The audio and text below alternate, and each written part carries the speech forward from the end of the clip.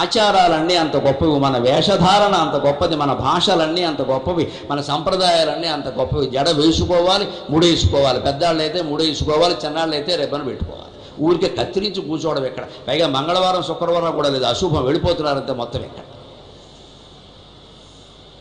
ఇవన్నీ అనాచారాలు ప్రవేశించే ఎక్కడ లక్ష్మీదేవి లేకుండా పోతుంది. దయచేసి ఆలోచించండి. ఇటువంటి అనాచారాలు ఇంట్లో ఉంటే లక్ష్మీదేవి ఉండదమ్మా, అనుమానం లేదు. ఇక్కడ ఆడవాళ్ళు ఉండే విధంగా ఆడవాళ్ళు ఉండాలి. తిరుపతికి 3 కత్తెరలే ఇవ్వాలి. ఆడవాళ్ళు పెడితే గుండు గీయించుకోవడం అశుభం అమ్మా, తప్పు చేయకూడదు. అలాగ పూర్వం ఎవరు చేయడం మేము చూడలేదు. ఇక్కడ మొక్కేసుకుంటారు, గీసేసుకుంటారు. ఇక్కడ చేయకూడదు. ఆడవాళ్ళు మొత్తం అసలే చేయకూడదు. అలాగా 3 కత్తెరలు అంటే 3 కత్తెరలు ఇవ్వండి అంతే. అది కూడా అవసరమేం లేదు స్త్రీలకు, అసలు ఇవ్వండి 3 కత్తెరలు ఇవ్వండి. గుండె ఎందుకండి?